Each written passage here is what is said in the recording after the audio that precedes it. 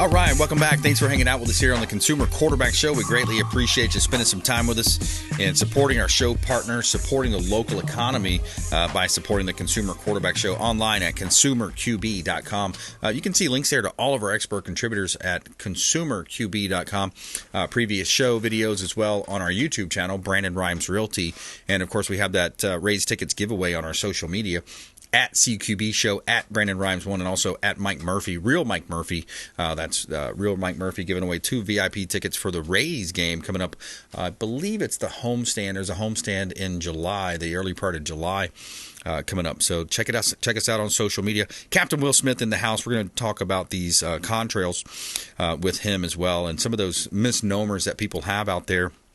You'll hear these different stories about that. Before we do, we always like to feature our real estate listings live on air.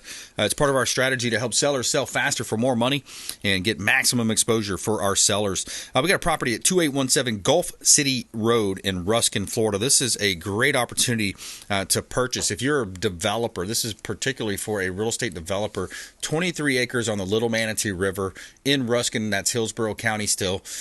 Deep water access to the Gulf of Mexico. Just imagine if you buy this dirt, develop some townhomes, some condos, beautiful property. Maybe you put out some boat docks there, boat ramp, or I'm getting some calls on a RV park, like a mobile RV type park. 2817 Gulf City Road in Ruskin, Florida. Great opportunity to buy some dirt here in Tampa Bay. 3048 Diana Drive. This is a newer listing from our team. Diana Drive in Zephyr Hills. This one qualifies for USDA financing, which means 100% financing in this rural property here. It's 1.19 acre, over an acre of land. Diana Drive, Zephyr Hills, kind of a rural area. So it's a great opportunity, entry-level home, priced right at $300,000. You can see all of our real estate listings at platinummvpteam.kw.com. platinummvpteam.kw.com. Buy dirt, find one you can't live without. All right, Captain Will Smith in the house. Will Smith Aviation, welcome back, sir. Thank you. Like Great the hat, to be here. too. Oh, yeah. I just got this in the mail today, so I thought I'd wear it. Nice, yeah. Florida for Trump. I like Exactly. it. Good stuff, man. Will Smith Aviation, what's new in your world?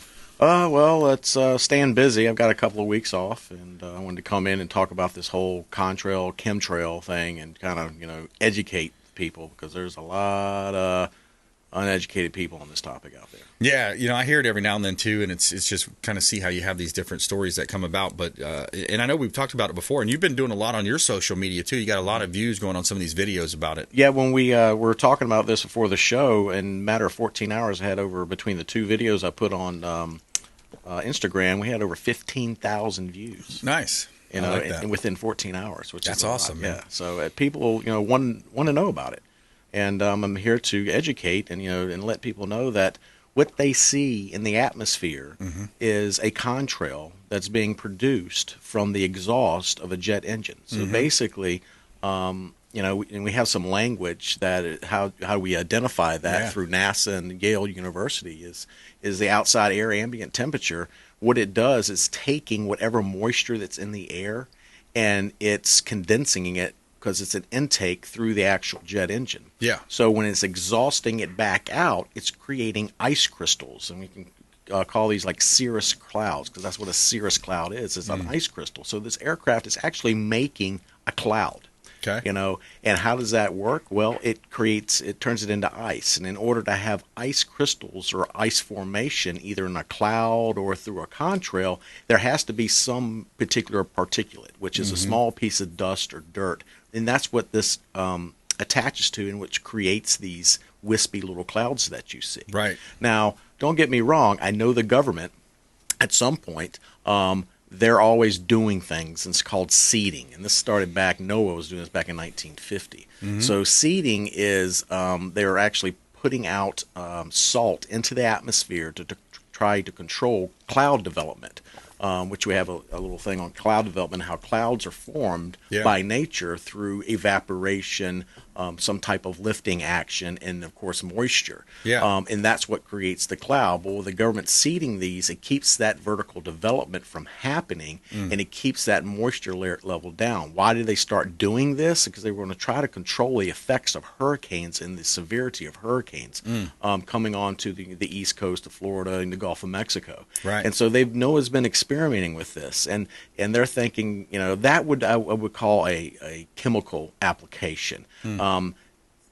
This I do know. You cannot put anything into the aviation fuel except something called PRIS. PRIS basically breaks down any type of fungal growth because aviation fuel is diesel.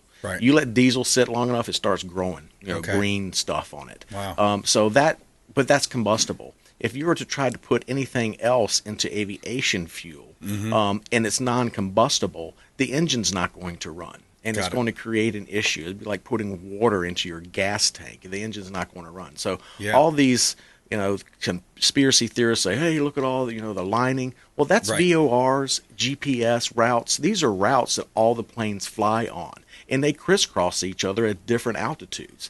So you look at these patterns up there, they're not poisoning you. They're not creating, it's exhaust, just like the exhaust out of your car.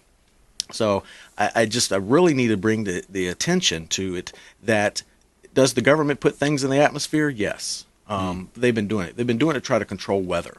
And I think they're still trying to control weather. But when you're looking at a commercial aircraft and you say, yep, they're doing it again, they're not doing anything. That's exhaust coming out of the engine of an aircraft, and the aircraft is making a cloud. Makes sense. Captain Will Smith here on the Consumer Quarterback Show. Will Smith Aviation, also published author, has written a couple books out there as well. Speaking of things in the air, we had a balloon that was flying across our country a while back. You remember that one? Yeah, I do. And then no one could really identify it, which I think is a bunch of BS on our government side, because we have NORDAC and we have planes with radar that pick this stuff up. So they knew about it before it even hit Canada, and they said nothing. And if I think it was just a regular, bystander that saw it and said something. If that person hadn't said anything, we would have never known. The government knew it was coming over. Well, they might have been in class because they're learning a lot about pronouns and diversity, equity, inclusion. Exactly. I think they were probably in class that day. And they didn't know whether to call the balloon a he or a she, right? Exactly. Exactly. But yeah, it's interesting. I saw a documentary one day too. It was a while back, but it stuck with me. You watch some of those different shows and whatnot, and it's like, wow, that was really interesting.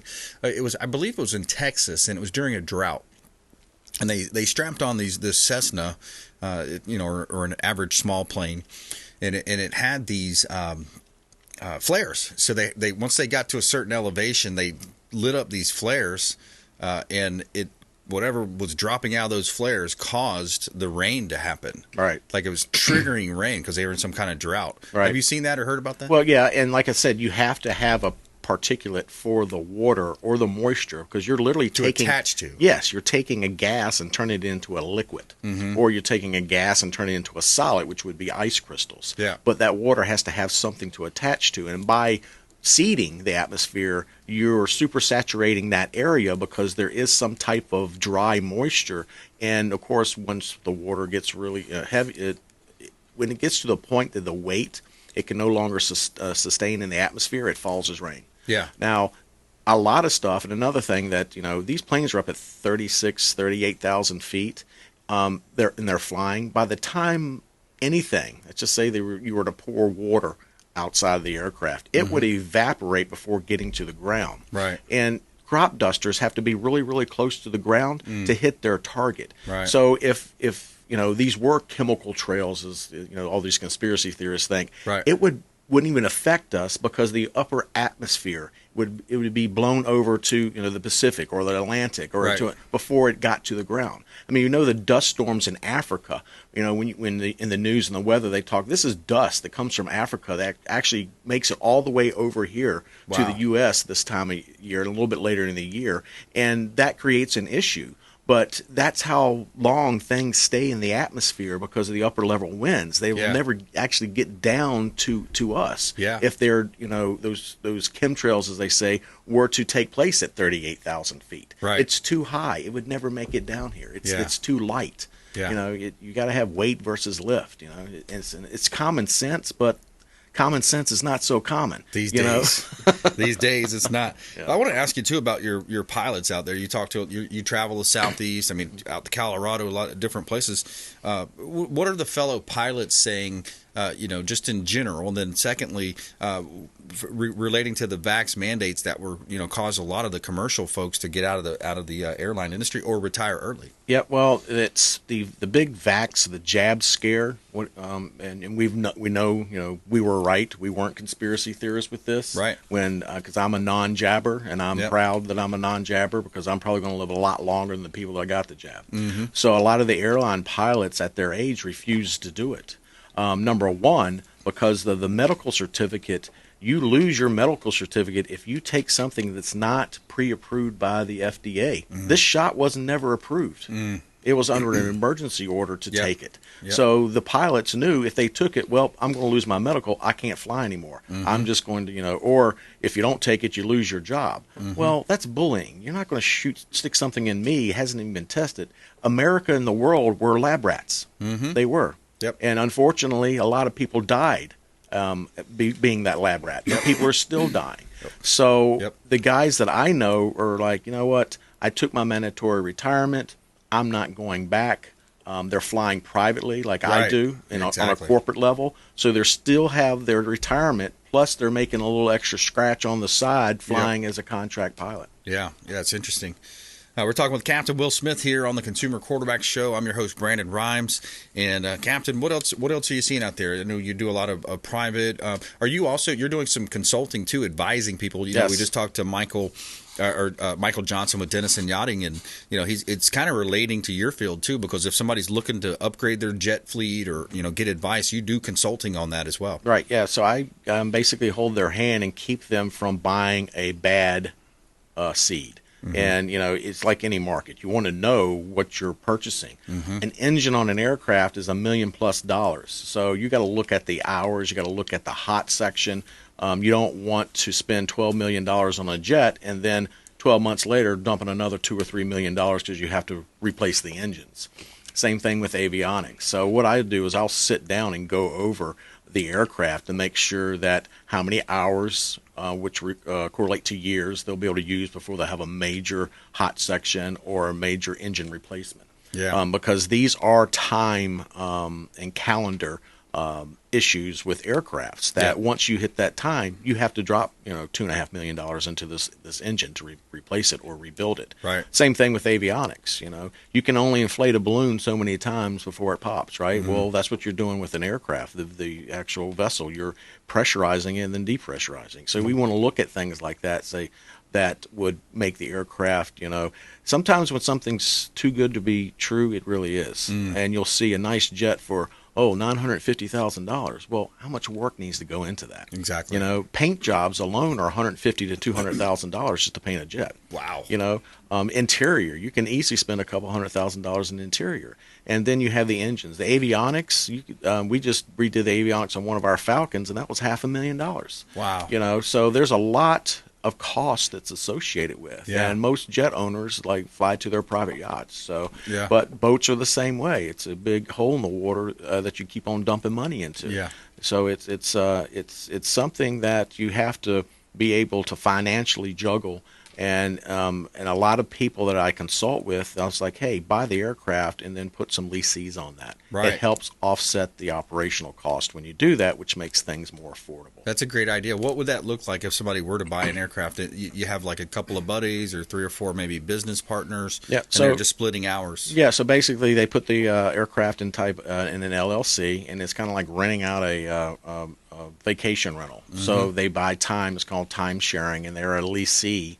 And they use it specifically for their needs. in their business needs, Right. and only that, because anything outside of that is considered an illegal charter. Yeah. So whenever the principal on that LLC that will lease the plane that's in an LLC as well, Yeah. for business purposes or just personal, if they're taking the family somewhere, but that principal has to be on board.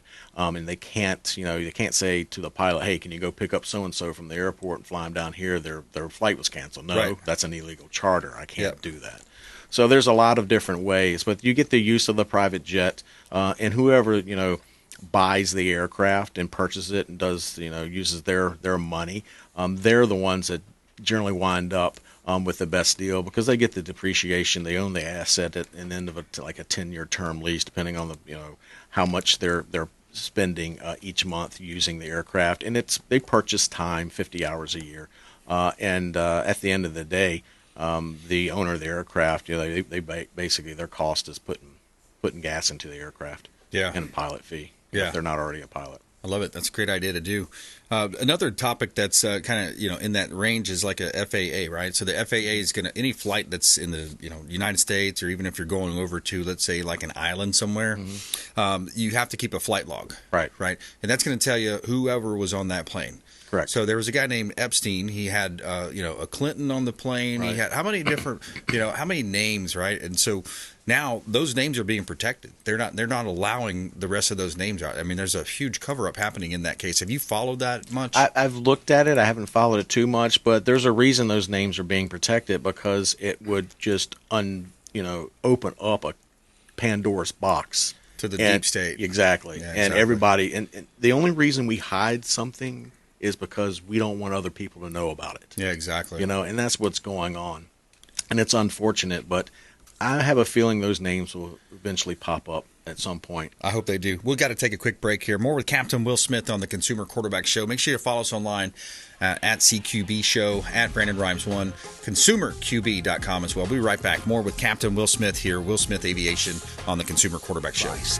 Call Brandon today at 813-917-1894. All right, Brandon Rhymes here, Consumer Quarterback Show. We're talking about all the fun toys today. Just happened to be Dennison Yachting on the show. We got Captain Will Smith Aviation. So I got to plug Discovery Golf Cars. That's another fun toy. You got golf cars out there. Discovery Golf Cars hooked me up probably, 3 or 4 years ago. They hooked me up with beautiful Keller Williams red Easy Go golf cart, and the kids love going on it. The dogs love going for a ride. And DiscoveryGolfCars.com, just let them know the Real Estate Quarterback sent you. Take them up on those special offers. They've got the Easy Go, Star EV, Cushman, new and used, utility, commercial vehicles out there as well. Discovery Golf Cars, longtime friends of the Consumer Quarterback Show. And we got Captain Will Smith in the house, Will Smith Aviation, here on the program. Before we do, just a hot listing here. I want to let you know about this 15900 Oakcrest Circle, one of our real estate listings from the Platinum MVP team. Also, Livian Coastal Elite is the new brand, but it's Oakcrest Circle in Brooksville. This is a great home. You got 4 bedrooms, 2 bath, 3-car garage, large rooms throughout this home. You got large lot, large rooms. Everything has just a great layout as well. And you have a generator. So I love that the owner has a generator plugged in directly to the electrical outlet, and the generator has it's a propane generator. So really cool setup. 15900 Oakcrest Circle in Brooksville. You can see all of our listings, PlatinumCoastalElite.com. Somewhere sunny and 75. All right, so Captain Will Smith, you are, of course, a private pilot. You're our industry expert contributor for the show, and you also are a published author. You've written a couple books, and you're doing some good work out there, man. Ditches to Riches. Tell me about it. Well, it started with, of course, me coming out of incarceration and finding there's not enough people that are helping those that are transitioning from either prison or a drug addiction or alcoholism, and there is a need there. Because there's, you've got the AA rooms, you've got support systems when you come out, but no one's teaching how to transition. Right. And that's huge. Yeah, because if you don't have that, then, what are you doing? You're like being fed to the sharks. Yeah. So I got Ditches to Riches, and I've got a workbook, and it helps people that are transitioning from alcoholism or drug addiction to how to be, good tax-paying, citizens again, and not depending on the drugs and the alcohol, and how to be prosperous, and how they can get their life back.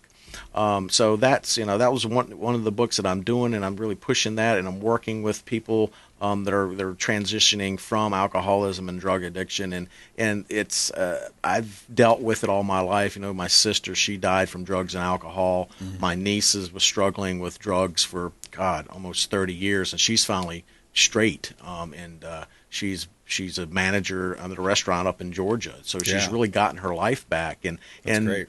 And I noticed that entire time, if this transition program was available then, it could have probably saved my sister's life. It could probably help my niece get sober sooner. Yeah. So with it now, it's something that I'm looking forward to working with people in AA and in the rooms, and offering this for them to bridge that gap. What do I do now? I'm sober, but now what? Yeah. So, and this answers all those questions. Yeah. The other, my other book, Falling from the Sky, that was about my time being wrongfully incarcerated by a liberal judge and a liberal, media, and how they just, and then how I fought back and had the judge removed from the bench, and she lost her job, and then, unfortunately, she hung herself, after the fact. But it was just, it was a fight, and it was a struggle, and, a lot of people that go through struggles think they're going through it by themselves. Right. But if they know there's someone else that's struggled or gone through something like that bad, it gives them hope. Yeah. And that's what I really want to do with both of the books. Yeah. If you want to learn about how corrupt, and the corruption in our judicial system, this happened to me back in 2001. Wow. So this is over 20 years ago. Wow. That's where it was going on then. It's even the judicial corruption is even more now. Yeah. It's the DOJ and the Look at FBI it, is all weaponized on a national level. Yeah. If they don't like you, they're just going to railroad you. Yeah. So, and we got to stop that. Yeah. That's some stuff we have to stop. We definitely do. And fight back. Yeah, and we've talked with Thomas Young, Cons Helping Cons. Yep. You helped found that program, I believe. Ditches to Riches, Falling from the Sky. Captain Will Smith, where do you want people to connect with you? Well, they can go to, I've got two websites. If you're interested in getting into aviation, or you just you're interested in purchasing an aircraft or even charter, and I work with charter companies throughout the Tampa Bay area, you can go to willsmithaviation.com. If you're interested in helping or knowing more about what I'm doing with the community, CaptainWillSmith.com, and you can learn a little bit about my story, my books. You can find my books on Amazon, and I also have a Will's Way Foundation, which is a 501c3. So we're helping people in the community. Good stuff, busy guy. Thanks for coming in, man. All right, man. Appreciate it. Keep up the good work out there. All right, hey, another great show. I want to thank our producers, Brian. We got Alex and Nicole and the whole team putting together the show. Thank you for supporting the program, and we want you to please go out there and consider committing a random act of kindness. Do something kind for one another. Be a force for good in the community, and we'll see you next time right here on the Consumer Quarterback Show, consumerqb.com. You've been listening to The Consumer Quarterback, Brandon Rhymes.